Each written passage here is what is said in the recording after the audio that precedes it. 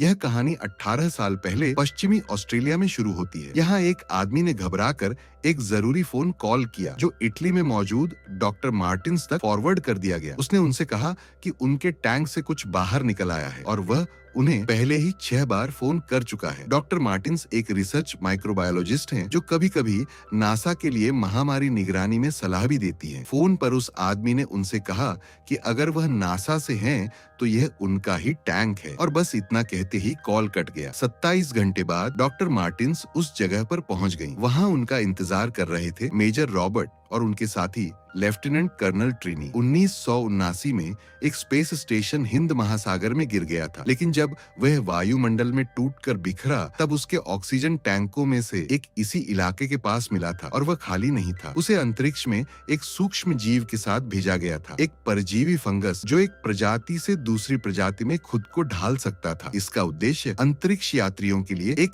Anti fungal दवा बनाना था। लेकिन समस्या यह थी कि उस टैंक में जो चीज भेजी गई थी बाहर वही चीज नहीं निकली और अब इस इलाके में हर कोई या तो मर चुका था या मर रहा था। उन्होंने उस टैंक को ढूंढ लिया। मार्टिन्स ने सबको अपने पीछे रहने के लिए कहा। वहां का एक स्थानीय आदमी लोगों से पैसे लेकर उन्हें यह चीज दिखा रहा था। उसने इसे साफ करने की भी कोशिश की थी, आलू और डिश सॉप से, लेकिन आलू में मौजूद पॉलीसेकेराइड और साबुन में मौजूद सोडियम पार्मेटेट ने फंगस के बढ़ने के लिए जबरदस्त माहौल बना दिया। मार्टिन्स ने एक बड़ा और बहुत तेजी से बढ़ने वाला हेटेरोट्रोफिक फंगस देखा। वह सीधे उनके जूतों से चिपक गया। उसी समय उन्हें एक आदमी की लाश मिली। उसका शरीर फट चुका था। उन्होंने चारों तरफ देखा तो छतों पर और भी कई लाशें पड़ी हुई थीं। सबकी हालत बिल्कुल एक जैसी थी। मार्टिन्स ने समझाया कि फंगस ने उन्हें ऊपर चढ़ने का आदेश दिया था। यही तरीका होता है जिससे कीड़ों को संक्रमित करने वाला फंगस प्रजनन करता है। वह अपने होस्ट को ऊपर चढ़ने का आदेश देता है और इंतजार करवाता है जब तक फंगस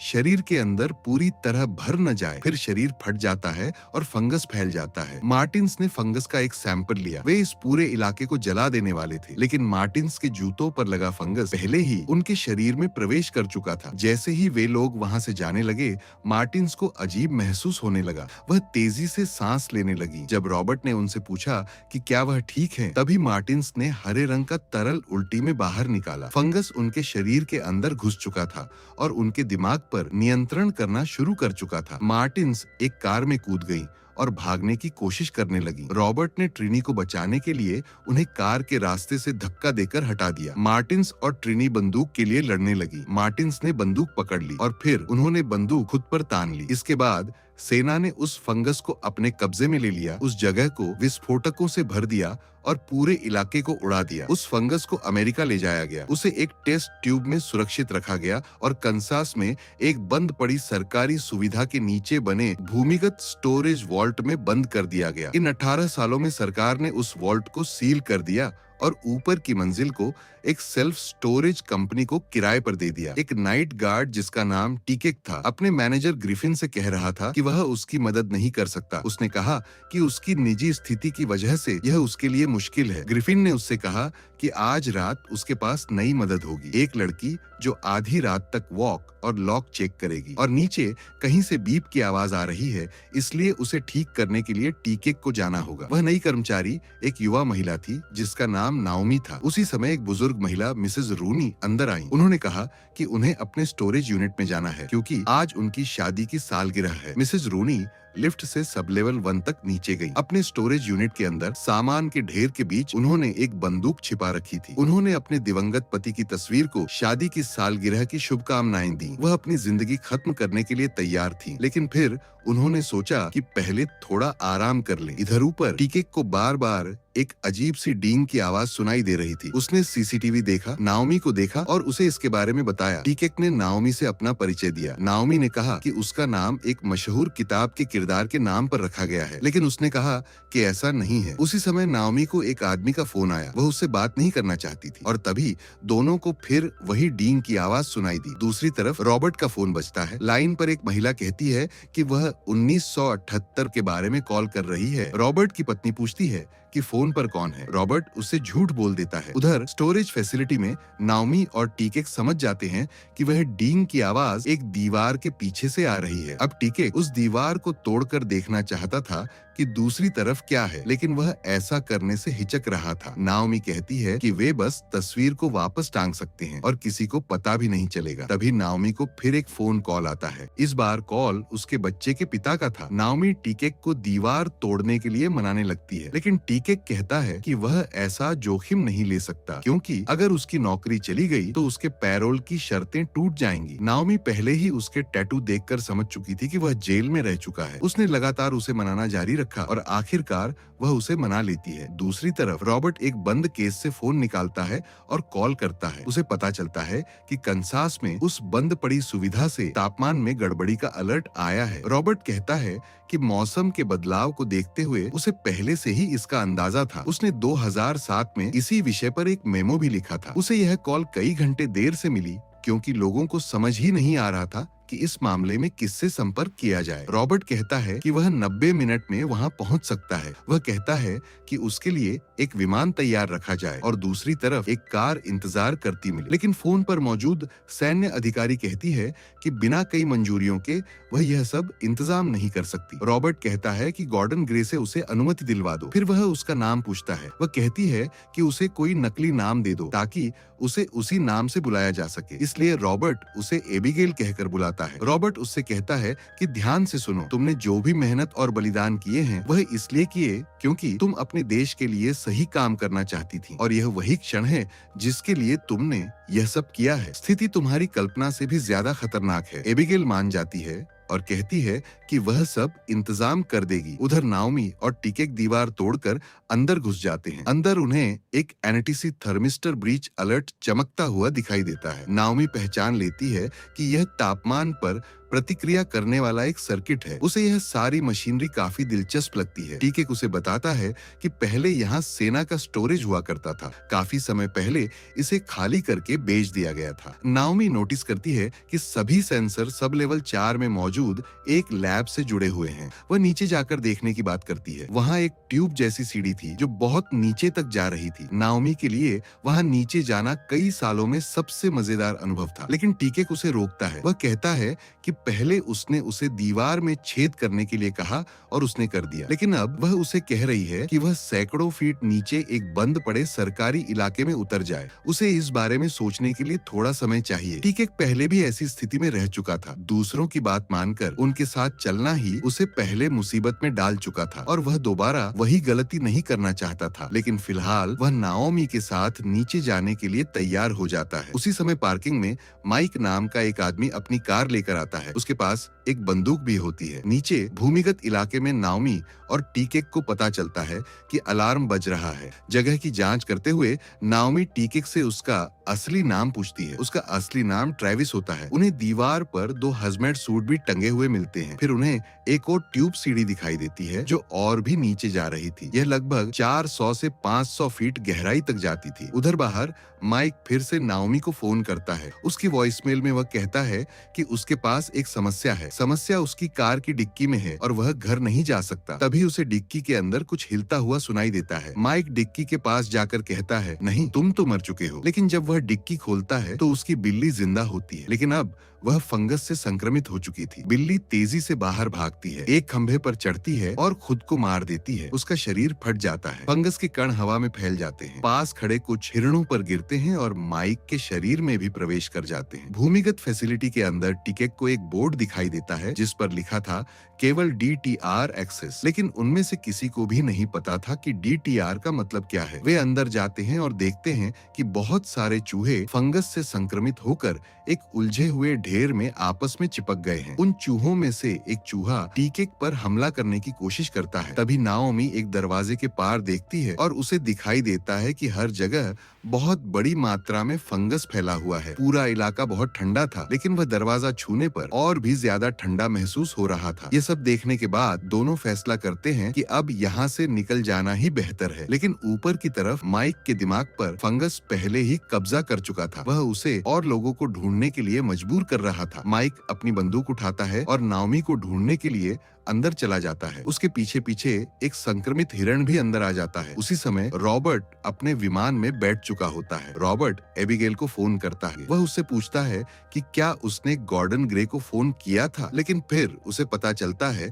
कि गॉर्डन ग्रे की मौत हो चुकी है और अब सब कुछ उसके पुराने सहयोगी जेरबेक संभाल रहे हैं। जेरबेक साफ कह देता है कि वह रॉबर्ट और गॉर्डन की तरह इस मामले को लेकर उतना जुनूनी नहीं है। उसे लगता है कि यह वायरस पिछले 20 सालों से सुरक्षित रूप से बंद है, लेकिन रॉबर्ट विरोध करता है। वह कहता है कि हाँ, सब ठीक है जब तक कि गॉर्डन मर न गया हो और मौसम बदल न गया हो। जेरबेक कहता है कि वह इस बहस में नहीं पड़ने वाला। वह कहता है कि रॉबर्ट उस विमान में सिर्फ पुराने आदमी के सम्मान के लिए बैठा है। उसे बस एक खतरे का आकलन और शांत रिपोर्ट चाहिए। फिर चुपचाप रॉबर्ट को एबिगेल का एक गुप्त कॉल आता है। रॉबर्ट उससे कहता है कि जेरबेक और अब सत्ता में बैठे लोग इस फंगस के खतरे को नहीं समझते और वे उन्हें जरूरी कदम उठाने से रोक देंगे। रॉबर्ट एबिगेल से कहता है कि वह उसके लिए कुछ फोन कॉल करे क्योंकि विमान का वाईफाई सुरक्षित नहीं है। दूसरी तरफ फैसिलिटी में नाओमी इंटरनेट पर DTR के बारे में खोजती है। उसी समय एक हिरण उन्हें देख रहा होता है। वे दोनों अपनी आंखों के सामने उस हिरण को लिफ्ट में जाते हुए देखते हैं। नाओमी को विश्वास नहीं होता। वह पूछती है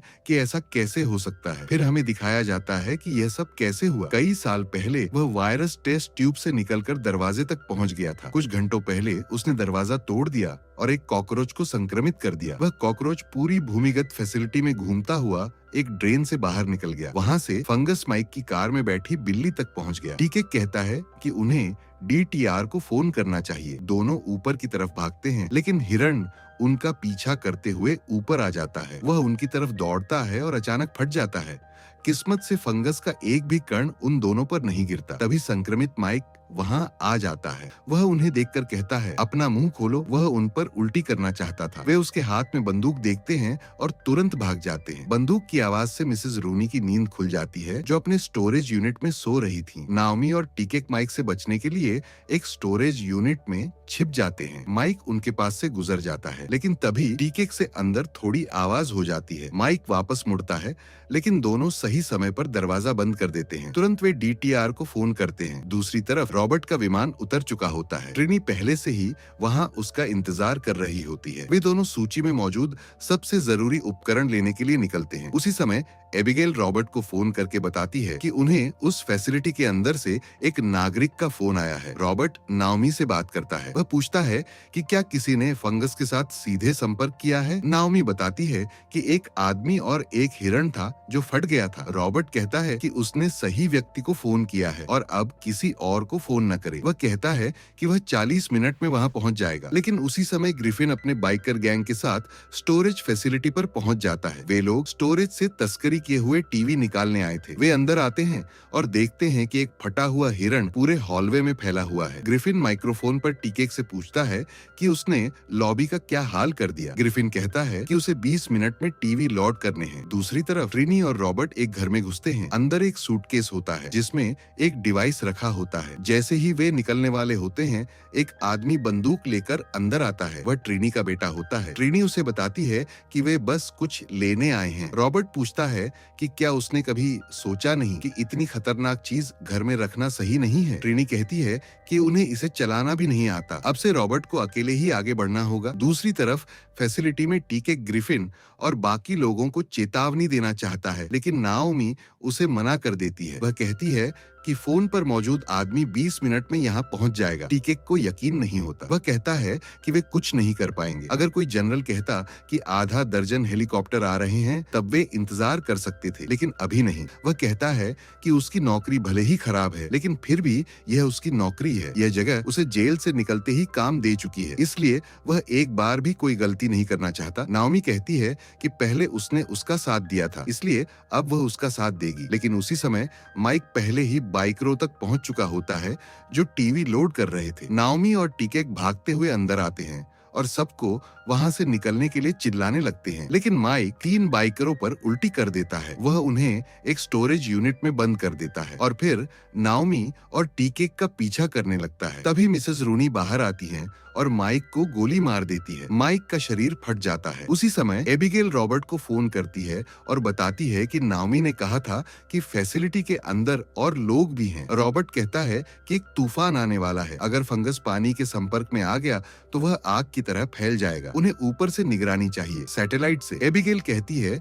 कि उसका एक दोस्त एडीएफ ईस्ट में है। रॉबर्ट कहता है कि जितनी जल्दी हो सके ऊपर से नजर रखी जाए। जो भी संक्रमित होगा वह गर्म दिखाई देगा, इसलिए असामान्य हीट सिग्नेचर ढूंढने होंगे। फैसिलिटी के अंदर टीकेक मिसेज रूनी को सुरक्षित बाहर भेज देता है। टीवी खरीदने वाला आदमी अपनी गाड़ी लेकर वहां से भाग जाता है, लेकिन फैसिलिटी के अंदर ग्रिफिन अपनी बंदूक टीकेक पर तान देता है। टीकेक सबको चेतावनी देता है कि फंगस से दूर रहे। उसी समय ग्रिफिन को अपने बाइकर साथियों की आवाज सुनाई देती है जो एक बंद स्टोरेज यूनिट के अंदर फंसे हुए थे। ग्रिफिन टीकेक से कहता है कि वह यूनिट खोले। गलती से ग्रिफिन की गोली चल जाती है और टीकेक के हाथ में लग जाती है। गोली उसके हाथ को छूते हुए निकल जाती है और सीधे पार हो जाती है। टीकेक के पास कोई विकल्प नहीं बचता और वह दरवाजे की तरफ चल पड़ता है, लेकिन दरवाजा खोलने के बजाय वह उसे बाहर से लॉक कर देता है। उसी समय नाओमी आगे आती है और फायर एक्सटिंग्विशर से सब पर हमला कर देती है। नाओमी और टीकेक धुएं के बीच से भाग निकलते हैं। दोनों किसी तरह फैसिलिटी से बाहर निकल आते हैं और ठीक उसी समय रॉबर्ट वहां पहुंच जाता है। वह उन्हें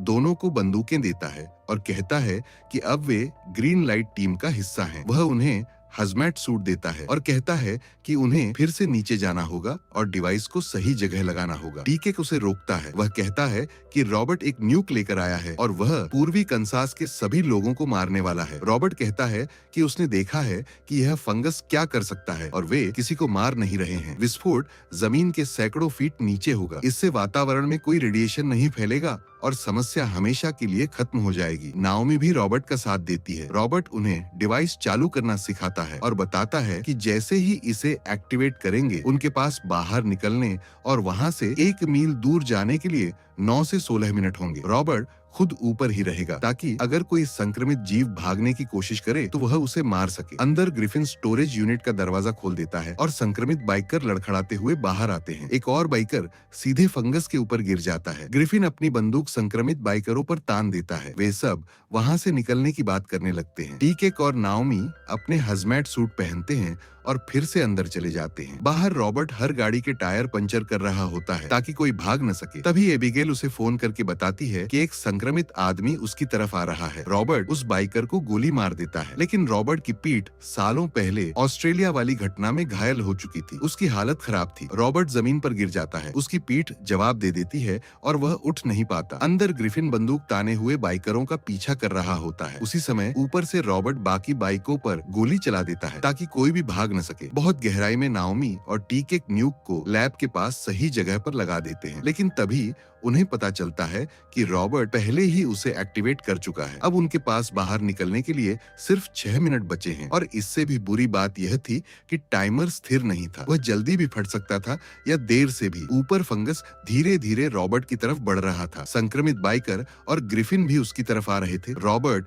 एक बाइकर को गोली मार देता है। ग्रिफिन छिप जाता है। ग्रिफिन उठकर एक बंदूक उठा लेता है, लेकिन तभी एक संक्रमित बाइकर जिसके चेहरे का आधा हिस्सा गायब था उसके सामने खड़ा हो जाता है। ग्रिफिन उसे गोली मार देता है। फिर वह रॉबर्ट के पास भागकर आता है और उसकी कार की चाबी लेने लगता है, लेकिन तभी ट्रिनी वहां पहुंच जाती है। रॉबर्ट ट्रिनी से कहता है कि अब वह आगे बढ़ सकती है। ट्रिनी अपनी बंदूक उठाती है और ग्रिफिन को गोली मार देती है। ऊपर की तरफ भागते समय नाओमी और टीकेक का सामना एक संक्रमित बाइकर से होता है। नाओमी उसे गोली मार देती है। उसी समय न्यूक का टाइमर अस्थिर हो जाता है। टीकेक और ट्रिनी मिलकर रॉबर्ट को उठाते हैं और कार में बैठा देते हैं। फिर तीनों कार में बैठकर तेजी से फैसिलिटी से दूर निकल जाते हैं। जैसे ही वे थोड़ी दूरी बनाते हैं, न्यूक फट जाता है। भूमिगत फैसिलिटी और आसपास का पूरा इलाका जमीन के नीचे से फटकर उछल जाता है। रॉबर्ट और बाकी लोग मुश्किल से वहां से सुरक्षित निकल पाते हैं। कुछ ही समय बाद यह खबर मीडिया तक पहुंच जाती है। जेयरबेक से पूरे मामले के बारे में सवाल पूछे जाते हैं। रॉबर्ट अस्पताल में भर्ती हो जाता है। अस्पताल के बिस्तर पर लेटे हुए